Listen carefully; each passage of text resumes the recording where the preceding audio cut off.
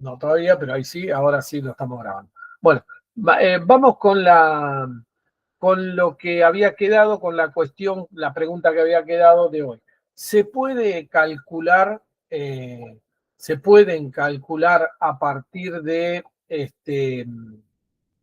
y si uno tiene IA, IB e IC, es decir, si yo los tengo eh, yo los tengo medidos, por ejemplo, porque les pongo un amperímetro, les clavo un amperímetro acá en la línea, acá en este lugar, a ver, qué sé yo, un poquito más arriba, vamos a ponerlo. Si yo pongo en estos 3 lugares, pongo mis amperímetros, ¿yo puedo deducir cuánto le va a cada fase? ¿Yo podría deducir cuánto le va a cada fase? ¿Se Yo puede voy a hacer? contestar con duda, pero me Ajá, parece que no, porque está en triángulo y no tenés neutros, o sea, no tenés vuelta. Entonces bien. las tres ecuaciones que vos planteaste abajo de IA y las de línea serían y de fase, están relacionadas. La suma te tiene que dar 0 sí o sí. Entonces tenés un sistema de 3 con 2. ¿Y no se puede resolver, decís vos? No Con sé, los valor IA, I, B y C, para mí no. fíjate, mirá. Solo con esos. Pero no, por eso yo contesto con duda. No, está bien, está bien. Es una postura sin haberlo intentado, porque no lo intentaste, ¿no? No te pusiste tampoco a pelearte con las ecuaciones. No, cuando sumé o sea, querían resolverla entre las tres, la suma de las tres me queda 0. ¿Por qué te queda 0? Y porque tenés AB menos AC, BC menos AB, o sea, si Fíjate, sumás, mirá, capaz vos que re. tenés esto así. A ver, y A y B es esta que está acá, Sí. menos y A, B, y C es esto que está acá. A ver. Oh, qué aburrido que volverlo a copiar, pero para que sea claro. Ahí está. Ahí está. ¿Sí? Sí. Fíjate, digamos, qué cosas conoces? ¿Cuáles son tus datos? Y A, y B y C, con el Sí, supuesto. tenemos 3 datos. ¿Sí? Sí, ¿Qué con tres no índices. conoces? Bueno, las que tienen doble subíndice, para Las hacer de doble subíndice. Pero no conoces cuántas. las tres. 3. ¿Y cuántas ecuaciones tenés? Tres, pero no son linealmente dependientes. No, porque el problema es que vos estás suponiendo que son 0 y no necesariamente son 0 en este No, caso. claro, pero yo lo que hice fue me puse a tratar de despejarlo y cuando sumé una con la otra, claro, vos tenés IA, IAB y después en otro término tenés menos IAB. Sí, Tenés se te hace ICA y en 0. otro término tenés menos ICA. Y Sí, tenés IBC y menos IBC. Entonces cuando sumé las tres, sí, me quedó 0. Entonces no sé, pero en lo numérico no me da 0, entonces no entiendo. claro. Bueno, no importa, de todas maneras después peleala y mirala, yo me lo acuerdo de memoria, pero la cosa es así. Eh, IAB, IAB es, es un tercio de 2 I sub A menos I sub B menos I sub C.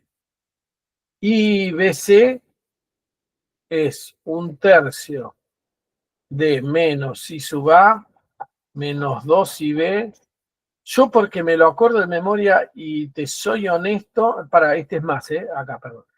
Y te soy honesto, no quiero tener que hacerlo, pero No, no, está bien, está bien. No pasa estas nada. son las expresiones. No, igual lo pelearía, pero tengo Es que dar que otras cosas. yo Pero hice lo mismo que Mariano y fui, o sea, de I a B despejé todo, despejé I a B y te queda I a menos más IC A. A IC A la reemplacé por su equivalente que es IC menos más IBC. Y a sí, IBC de vuelta la reemplacé por lo que dice que es IBC, que es IB más IAB. Entonces ahí las IAB también se cancelan. Por eso yo estoy igual que él, a mí también me da 0. bien.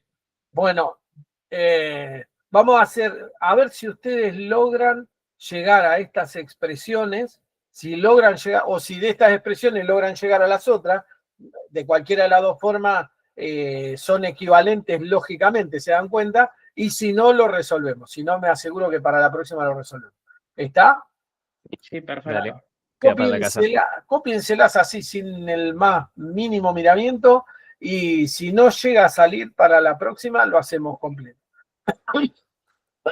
sé que no me muero, ¿sí? Porque me tiene repodrido la gripe esta.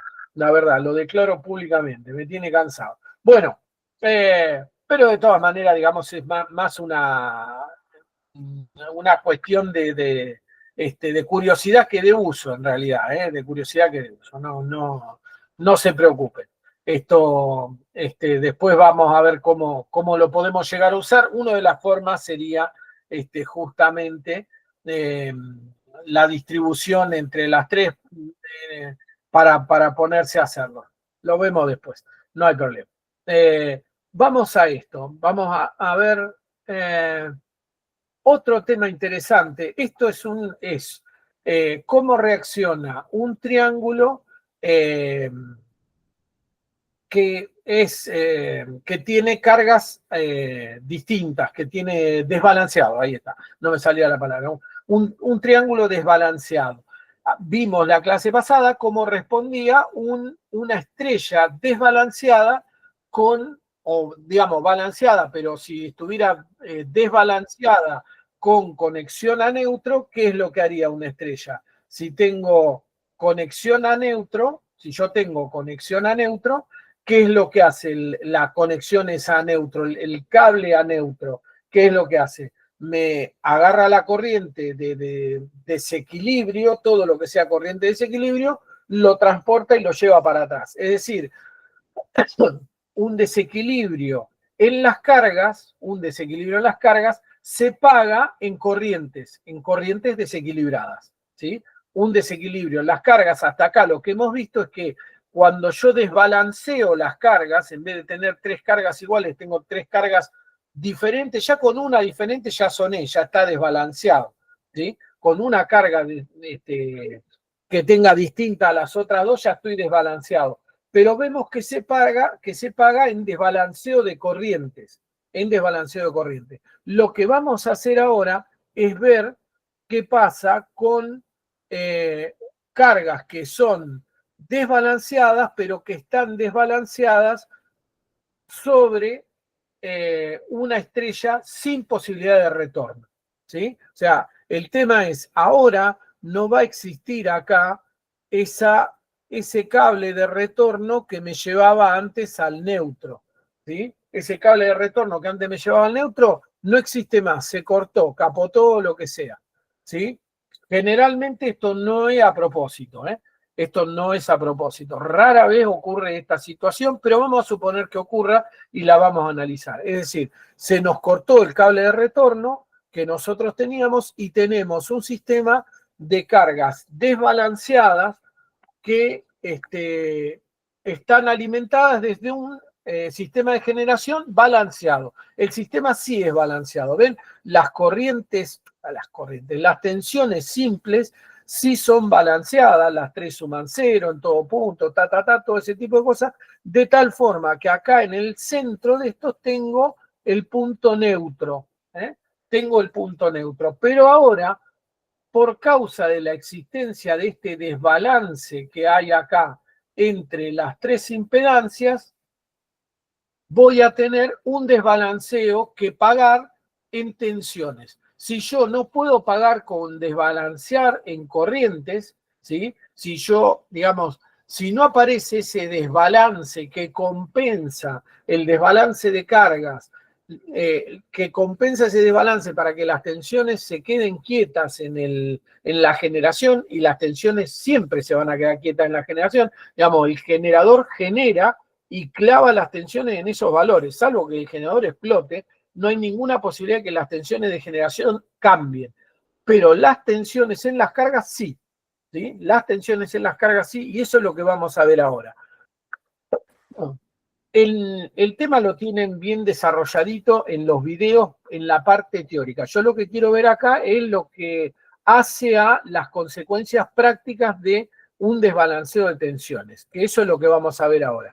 La fórmula que se obtiene, que está en los videos, es la siguiente.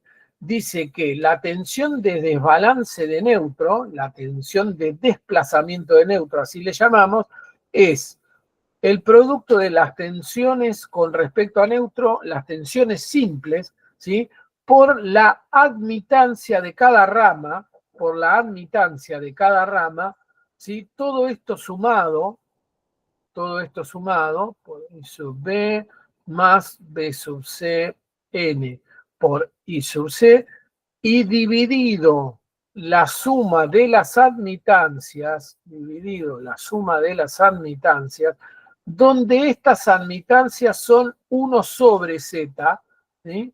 Esta, por ejemplo, suponete que fuera la admitancia de la rama A, es 1 sobre 6 con ángulo 0, ¿sí? 1 sobre 6 con ángulo 0, la admitancia de la rama B será lo propio, con números complejos, etcétera, etcétera, y yo puedo calcular cuánto da esa tensión de desplazamiento. Paso número 1, digamos, tip número 1 a tener en cuenta. Esto es trifásica. Trabajen ordenada y prolijamente, porque una de las cosas que nos pasa es, no, yo la entendí, la tengo re claro. A todos nos pasa. Sí, yo la entendí, la tengo re claro, pero el problema es que trabajé despelotado y dónde tengo cuánto dio el ángulo de tal cosa, cuánto daba el valor de tal cosa, no lo anoté mal, pongo cualquier cosa y después da todo para el tuje. ¿Sí? Entonces, primer tip, trabajen ordenado. ¿Cómo se trabaja ordenado? Bueno,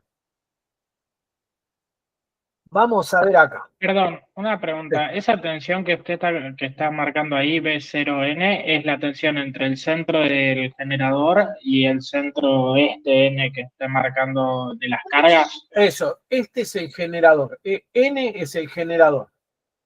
Ah, está bien. N es el generador y O es la carga.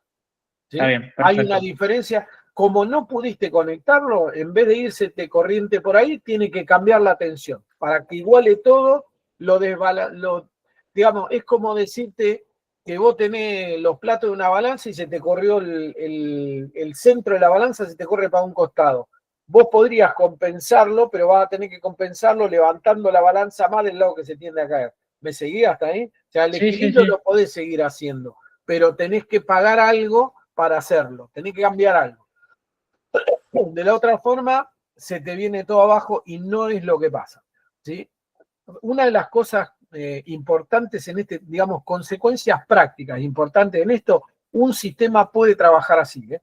Un sistema podría eventualmente trabajar con un desbalance. Si el desbalance es chiquito, ¿eh? Un sistema podría llegar a trabajar, se podría llegar a aceptar.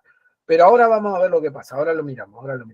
Pero en principio podría ser que el sistema no tuviera el centro conectado a tierra y trabajar igual. Podría llegar a funcionar. Ahora lo vemos. Vamos a hacer las cuentas, digamos, vamos a calcular. I sub A, que me da 0, yo ya lo tengo calculado, dice 1 sobre 6, ¿sí? Estos son Siemens. No lo voy a anotar más porque si no me enquilombo la vida, pero acuérdense, son Siemens, 1 sobre ohm, ¿sí? Son Siemens, ex mho, ¿sí? I sub B es 1 sobre 6 con ángulo 30, o sea, que va a ser, bueno, 0, lo mismo que el de arriba, 7, pero con ángulo menos 30, o lo que es lo mismo en valores, 0,1443 menos J 0,08333. Los valores estos no son trascendentes, ya sé, pero tengo que seguir el procedimiento para llegar a donde les quiero explicar. Créanme que después va a ser importante. Bien, 1 sobre 5,45, esto me da 0,2 con ángulo menos 45, obviamente, y esto es lo mismo que 0,1414 menos J 0,1414. Ahí está. Estos son cuentas, nada más, no tienen ninguna trascendencia. Después lo que tengo que hacer es esto para que aprendan, para que vean que tienen que trabajar ordenados. Ahora tengo que hacer B sub A por I sub A, lo escribo, ¿sí? Y esto me da 120 con ángulo menos 90, ¿ven? Siempre trabajen así para no mandarse la peor, ¿sí? Se lo dice un experto en mandarse la peor, ¿eh? Se los aviso. Esto da menos J20, ¿eh? B sub B por I sub B, por Y sub B sería, si ustedes quieren, 120 con ángulo 30 grados por 0,1667 con ángulo menos 30, da justo 20, ¿sí? Y esto B sub C por Y sub C, 120 con ángulo 150 grados por 0,2 con ángulo menos 45, este es el más jodido, el que da más complicado, daría por acá 24 con ángulo 105. 24 con ángulo 105. 105 grados. Bueno, hechas todas las cuentas, realizadas todas las cuentas, qué sé yo, en definitiva me va a quedar que B sub ON es igual a la suma de todo, que es 14,1 con ángulo 13,1 grados, dividido, lo de abajo es la suma de las admitancias de la Y, que vienen a ser 0,504 con ángulo menos 26,5. Todo cuentas, nada importante, hasta que llegamos acá. 28 con ángulo 39,6. Bien, ¿qué importancia tiene esta tensión que acabamos de calcular en principio? Esta tensión nos dice que este punto que está acá, que el punto O, está 28 volts más arriba que el centro, y que por lo tanto, y que tiene un ángulo de 39,6, y que por lo tanto las tensiones para llegar a él tienen que remontar o venir desde abajo o venir desde arriba hacia ese nuevo centro. Este centro está acá, lo voy a dibujar con naranja, digamos, 28 volts y 39,6 grados, 28 volts y 39,6 grados viene a estar acá, en alguna parte de por acá. Esto es el punto O, el nuevo centro de tensiones, o el centro de tensiones de la carga, si ustedes quieren, ¿sí? El centro de tensiones de la carga. ¿Qué es lo que va a pasar con esto? Va a pasar lo siguiente. Ahora, las tensiones que aparecen sobre la carga son las tensiones, fíjense, lo podemos ver acá, son las tensiones que se llaman AO. Entonces vamos a tener, por ejemplo, la tensión B sub AO, no B sub AN, ¿sí? Y B sub BO, no B sub BN, que es la que tenemos porque son estas que están acá de generación. Ahora tienen que pasar por el filtro de la tensión de desplazamiento del neutro. Se me corrió el neutro. Entonces, ¿cuáles son las ecuaciones? Bueno, las ecuaciones son así. B sub AO es lo mismo que B sub AN sumado a B sub NO. ¿Ven? B sub AO, es decir, B desde A hasta O, es B desde A hasta N más B desde N hasta O. Obvio. Como siempre hacemos con cualquier suma factorial o vectorial. Es decir, B desde el punto A hasta el punto O va a ser B desde A hasta N, va a ser lo mismo que B desde A hasta N más B desde N hasta O. Este caminito, ¿sí?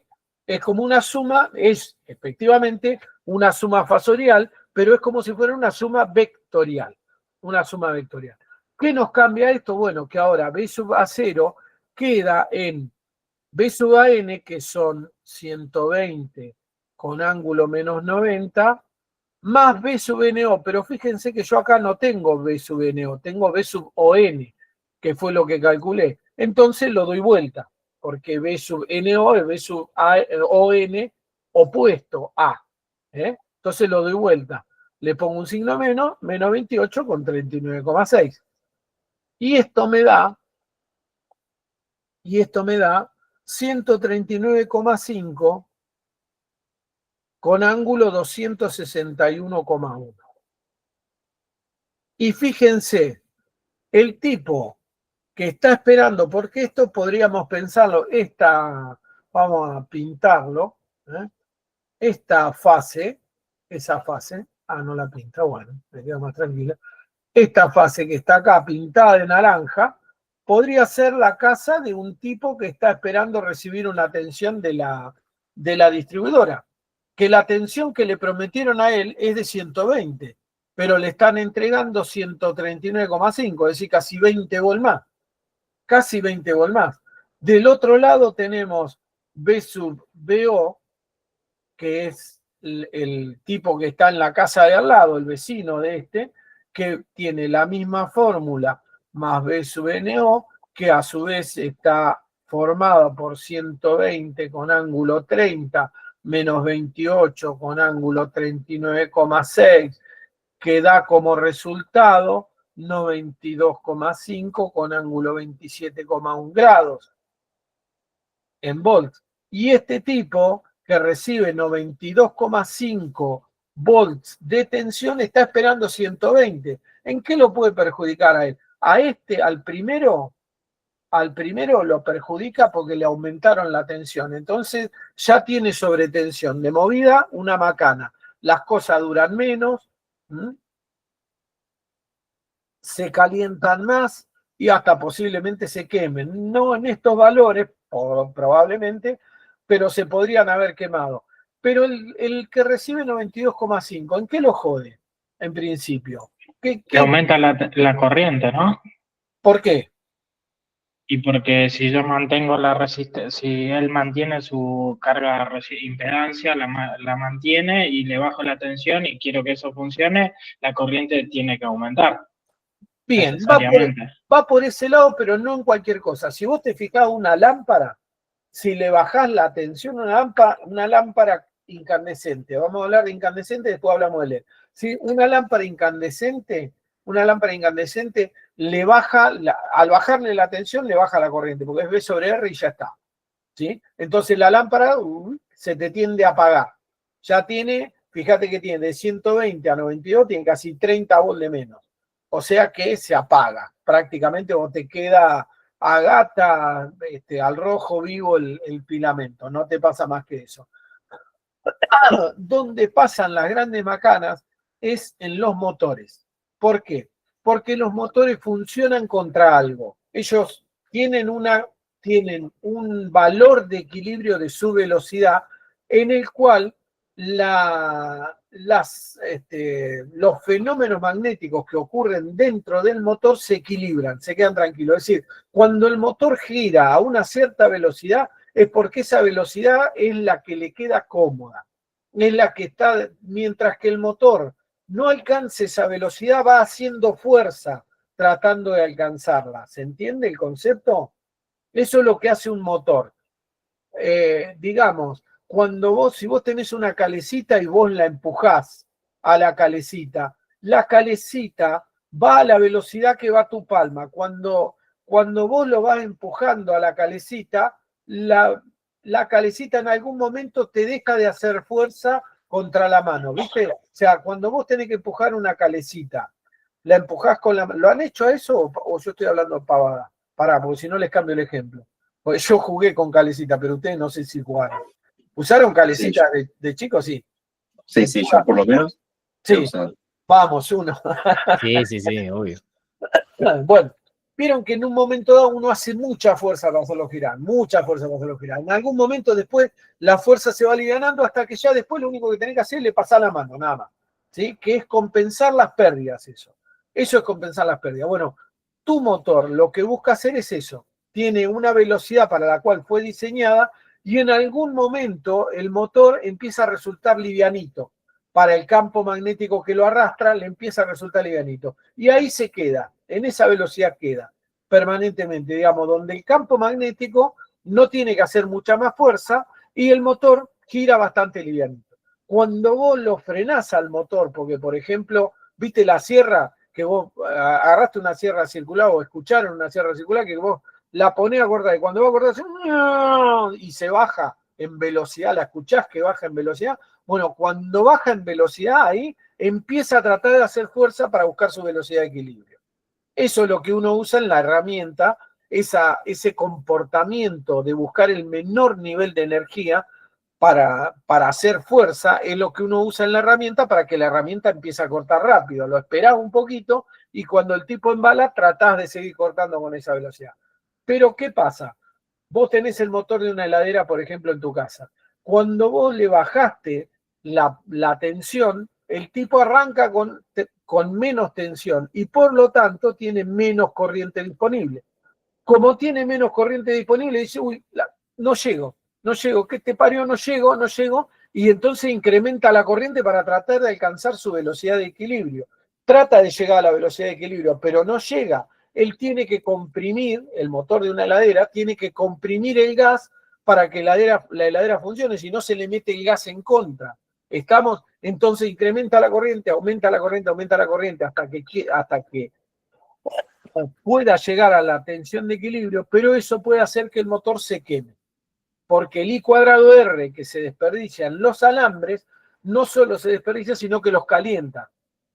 Y al calentarlo los puede fundir. Sobre todo adentro de un bobinado, que el bobinado está todo apretado y no tiene viento para despejar rápido el calor, ahí es donde se te quema. Entonces, por esa razón, un motor podría incrementar su corriente a un valor que lo queme.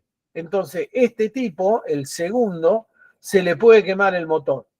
Al tercero, vamos a ver qué es lo que pasa, que tiene la misma ecuación, ni siquiera la voy a escribir. Al tercero le toca en gracia, con una ecuación similar a esta, le tocan en gracia 132,5 con un ángulo de 161,45.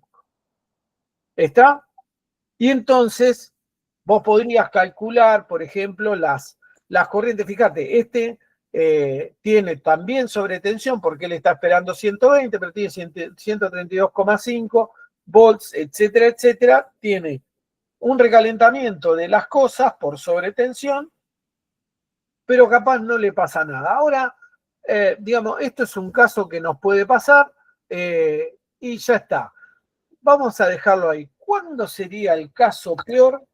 Acá se puede calcular, por supuesto, la corriente, las corrientes en cada uno de los casos. Vamos a suponer la corriente I sub A.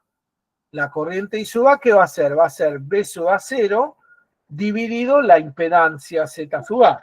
¿Sí? Y bueno, en este caso el 23,2 te daba, etcétera, etcétera. Pero no me interesa tanto considerar esto. Yo quiero considerar cosas importantes de esta fórmula. Porque, vieron, la práctica hace al maestro, eso es absolutamente cierto, pero las fórmulas a veces nos ayudan a interpretar cosas. Vamos a ver, ¿cuál es la mayor tensión compuesta que tiene un sistema de alimentación trifásico?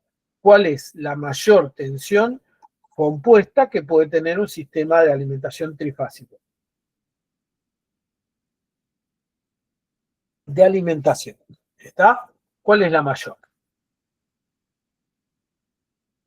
En el generador estoy hablando, ¿eh? El generador, ¿qué es lo máximo que le puedo medir? ¿Cuánto máximo le puedo medir al generador? Lo dijimos hoy. ¿Cuánto ¿La de de línea? O sea, ¿Cómo? La de la tensión línea, de línea. exactamente. La de línea. Acá en Argentina, ¿cuánto sería? 380. 380 volts. Entre línea y línea, 380 volts. No tendríamos que tener problema. ¿Sí? Vamos a ver. La tensión de desplazamiento, ¿qué valores puede tener? ¿Alguno se da cuenta? En base a esto.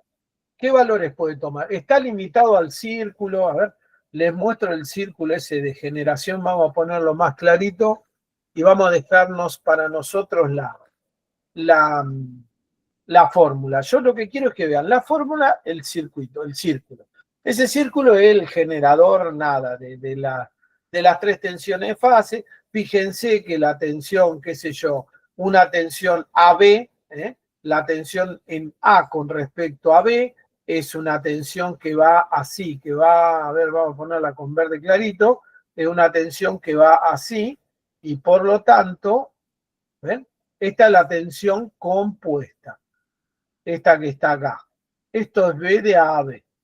En el caso de estas tensiones que tienen 120 entre sí, ¿cuánto vale B de AB? B de AB vale raíz de 3 veces, ¿sí? 120. ¿Está? Porque es compuesta.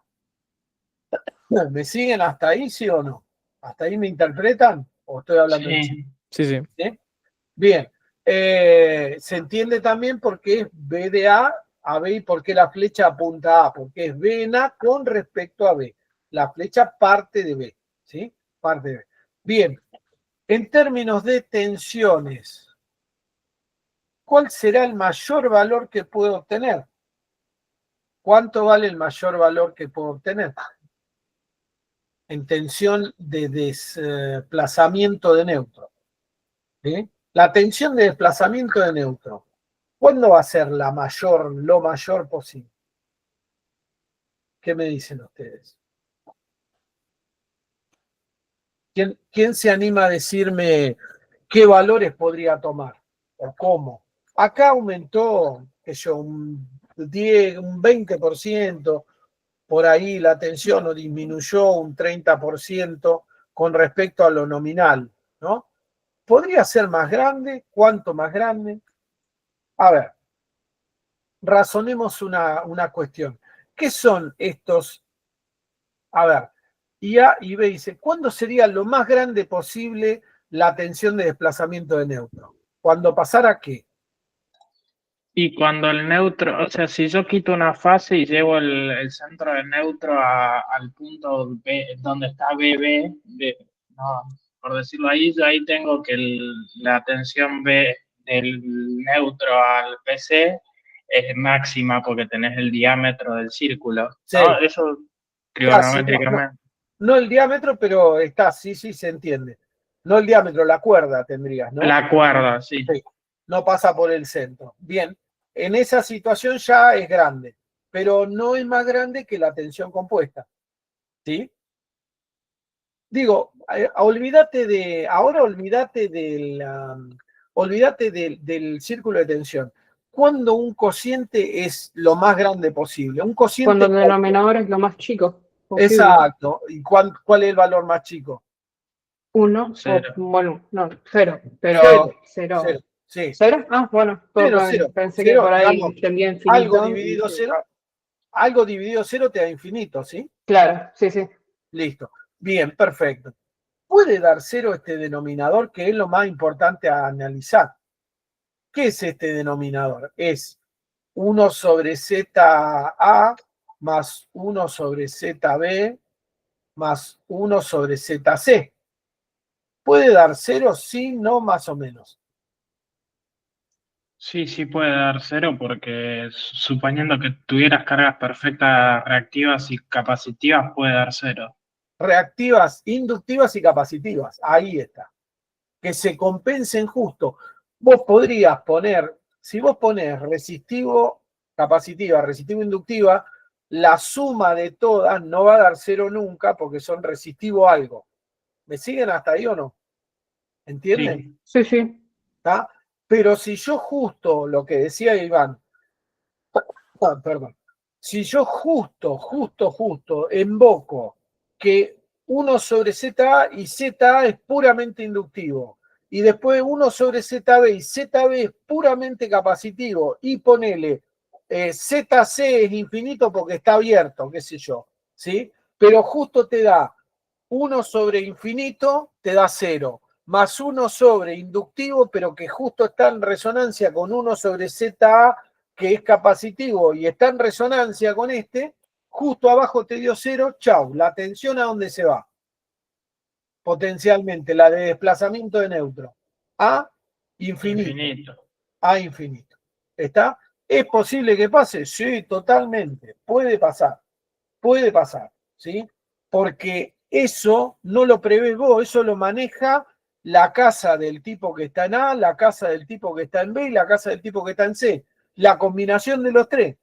¿Está? Y podría darse que justo, ponele que no fuera cero exacto, pero ponele que justo se compensen, que el tipo que tiene que está en la casa C tiene un taller que compensa, que el tipo tiene un capacitor para compensar y que justo ese día apagó todo menos el capacitor y lo dejó prendido el capacitor, y los otros tienen motores y justo se compensan con el del taller en la parte imaginaria y lo que sea, y a la bosta contigo. Porque ¿cuál es el tema? El valor lo pone la tensión de desplazamiento ahora.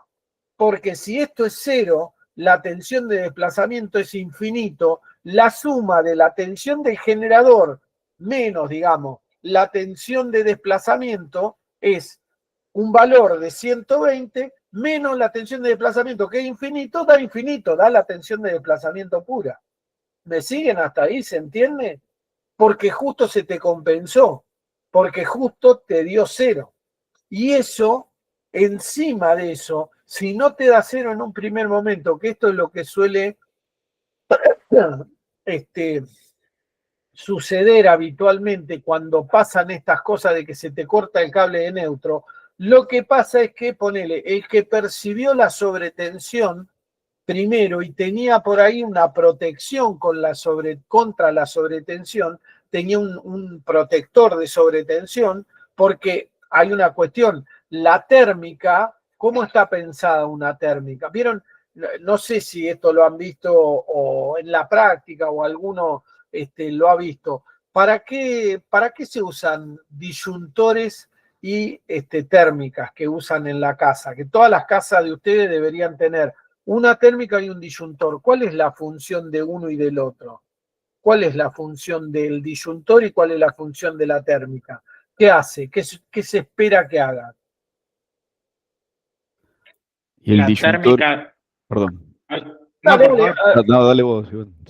A ver, empezá Iván y después sigue. Yo iba a decir, la térmica es un elemento que corta por corriente. Básicamente vos tenés la bobina y dos placas de un metal específico y cuando se va calentando se abre y corta, ¿no? Por Exacto. corriente. Hace dos cosas, en realidad. Hace dos cosas. Tiene dos funcionamientos. Un funcionamiento que es, si la corriente se pasa del valor nominal, aguanta una hora, hasta una hora. Si vos tenés una térmica de 25 amperes, por ejemplo, eso quiere decir que la térmica esa aguanta una hora con 25 amperes y después salta. ¿Sí? Y después salta. Y después tiene una corriente a la cual no espera para saltar, que es la corriente de cortocircuito. A esa corriente que espera una hora se le dice corriente de sobrecarga. Corriente de sobrecarga. Una sobrecarga de hasta 20% lo aguanta sin ningún problema, ¿sí? Pero más del 20% salta, impacta y salta. Pero después hay una corriente que es la corriente de cortocircuito, que lo que hace la termomagnética es decir, yo tengo una corriente, ponele, se me pone algo cortocircuito, la corriente cuando está en cortocircuito no es que salta, punk, así y se va el valor de cortocircuito. Hace toda una transición, ponele, vos tenías 25 amperes y te querés ir a 2000 amperes, ¿sí? Una corriente de cortocircuito bien tioca, ¿sí? Una corriente enorme de cortocircuito. Entonces, ¿qué pasa? El circuito no es que te entrega esa corriente enseguida, hace una levantada así. Cuando tiende a levantar la corriente, la termomagnética dice a la pelota, esto está creciendo muy rápido, más vale lo corto antes de que alcance el valor de 2000 amperes. ¿Se entiende? Actúa por la tendencia que tiene a crecer, porque yo sé que 2000 amperes, ¿algunos sueldan con eléctrica? ¿Alguno de ustedes ha soldado con eléctrica alguna vez? No. Hace mucho. Hace mucho. ¿Te acordás las corrientes con las cuales soldás? Bueno, Bueno, ¿vieron? el arco eléctrico sí era importante. Ahí está. Las corrientes de una soldadora, ¿vieron esas que hacen chispazo, esas cosas? La corriente de una soldadora de esas es entre 80, bueno, digamos, un electrodo de uno es 40 amperes, 80 amperes, 100, 120 amperes, no más de eso. Y yo estoy hablando de una corriente que puede potencialmente llegar a 2000. Los 2000 amperes, se imaginan que si con 80 hago esos chispazos, con 2000 amperes, olvídate, genero tanto calor que quemo todo. lo recontrafundo lo que encuentre. Entonces, la apertura metálica de la térmica no se va a producir porque se va a soldar. Entonces la térmica no puede dejar pasar esa corriente. La tiene que interrumpir antes, que es lo que hace. La corta al principio. Dice, esto está creciendo muy rápido, lo corto acá. No te dejo que alcance el valor de equilibrio. Bueno, ese es el funcionamiento entonces de la térmica. Espera corrientes un poco mayores, espera, les da tiempo a ver si se reponen y si no son variaciones muy permanentes, no las interrumpe. Si son variaciones muy rápidas, las interrumpe inmediatamente. Eso lo hace la termomagnética. ¿Y qué hace el disyuntor? ¿El disyuntor qué hace? Hasta donde yo me acuerdo, lo que hace es medir lo que entra y lo que sale a través de bobinas en el coso. Entonces, con la diferencia de tensión que hay entre lo que entra y lo que sale, corta. La diferencia de corriente entre lo que entra y lo que sale. Perdón, de corriente entre lo que entra y lo que sale, corta, porque entonces cuando hay una descarga en tu circuito, vos tenés una diferencia de corriente y ahí salta. Eso es una pérdida. Y probablemente esa pérdida sea porque alguna persona está en contacto con tensión. Por eso mide tan poquito, que dice 30 miliamperes. Cuando te dice 30 miliamperes, eso es porque está pasando por alguna persona. Entonces, estas dos protecciones protegen, pero no contra sobretensiones, que es lo que te genera la desconexión del centro del neutro de carga. No te protege contra eso. Entonces, ¿qué puede pasar? Lo que puede pasar es esto, tenés un desbalanceo de neutro. Ponele que la crecida en tensión produzca una crecida en corriente también, que la térmica ve esa crecida en corriente como algo peligroso y la despeja. ¿Qué pasa? Ponele que se corta la casa de tu vecino. Eso descajeta más el sistema, porque cortó la casa de tu vecino, pero vos seguís conectado. Entonces se desbalancea más. Si vos te desconectás ahora y ponele el otro vecino que queda conectado, el pobre desgraciado, va a tener un desbalance peor todavía. ¿Está? Entonces, lo que suele suceder con estas cosas, con estos fallos que producen desbalanceo del neutro y hacen que aparezca esa tensión de desbalance del neutro, lo que suele suceder es que es fluctuante. Y al ser fluctuante puede ocasionar desastres.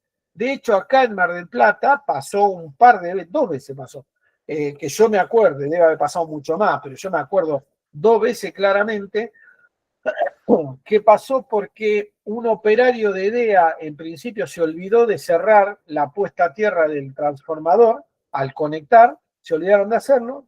No debe pasar, está en los manuales y todo, pero uno comete errores y bueno, esa persona los cometió y aparecieron en las casas, aparecieron tensiones de hasta 3.000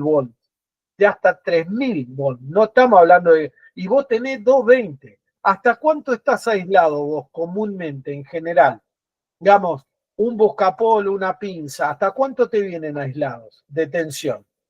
Cuando vos los que trabajan en electricidad, ¿hasta cuánto aguanta la aislación habitual de los que trabajan en electricidad? Hasta 1.000 volts. Baja tensión sería de 1.000 para abajo. ¿Cómo? De 1.000 para abajo, ¿no? Porque baja tensión es de 1.000 para abajo, ¿no? Es de 1.000 para abajo, ¿está? Digamos, 1.000 de todas maneras es una tensión alta, respetable, ¿sí? Esos 1.000 son lo que tu pinza aguanta aislada antes de empezar a dejarte pasar cargas a vos, ¿sí? Si vos estás justo en contacto. Pero ponele la heladera de tu casa, los plásticos de la heladera aguantarán 1.000 y eso te digo, no me arriesgaría yo a afirmártelo con mucha seguridad. Pero vamos a suponer que vos tenés una heladera buena, que está comprobada en términos de seguridad eléctrica y todo ese tipo de cosas. 1.000 volts, ¿sí? Hasta 1.000 te aguanta. Está hecha para 220, aguanta 5 veces más. Es recontra segura la heladera, ni que hablar.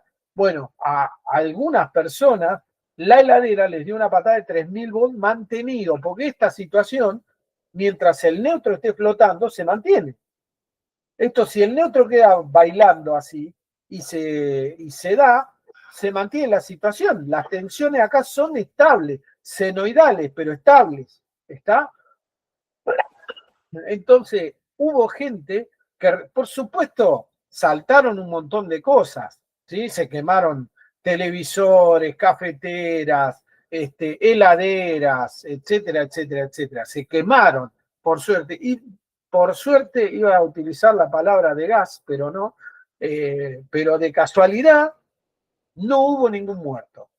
Y eso sí que de recontra casualidad, porque la gente no estaba en la casa, por lo que vos quieras. Pero si a vos te aparecen 3000 volts porque alguien se olvidó de cerrar, te va a pasar una macana. Se te quema todo en la casa sin lugar a duda. Se puede producir un incendio también sin lugar a duda, porque las lámparas, todo eso, no están preparados para 3000 volts de ninguna. No hay nadie, ningún fabricante en el mundo que pueda fabricarte una lámpara que va a funcionar en 220 para que aguante 3000 volts. No tiene, ni siquiera le entra en la cabeza a nadie. Y todo eso porque alguien no puso esto firmemente a tierra, que es lo que tiene que ser. Esto es una cuestión de seguridad y esta cuestión de seguridad a ustedes se las da EDEA, digamos, se las da la proveedora de electricidad y nadie más que la proveedora de electricidad. ¿Saben cuál es la zafada que tienen ustedes? Todo puesto a tierra. Esa es la zafada. No el disyuntor, no el disyuntor. Todas las partes eléctricas ustedes se tienen que tomar el trabajo de ponerlas a tierra. La heladera tiene que estar puesta a tierra, el televisor tiene que estar puesto a tierra, a la red de tierra, no que cada cosa tenga una jabalina. Yo no digo que todo tenga una jabalina individual, no. Si pueden poner más igual, una jabalina no cumple con la reglamentación, se los aviso ya, se los van a decir seguramente en instalaciones. No alcanza, pero es mejor que nada. Pero por lo menos una jabalina confiable, bien enterrada en tierra, bien puesta a tierra, la tierra bien mojadita, cada año por lo menos le tiran 1 kilo de sal disuelto en 5 kilos de agua, metida ahí, en esa jabalina, un mejorador de contacto, que lo puedan comprar en cualquier lado, un aseguramiento de los morsetos, mejoradores de contacto en spray tirados para la cosa, pero todo tiene que estar puesto a tierra.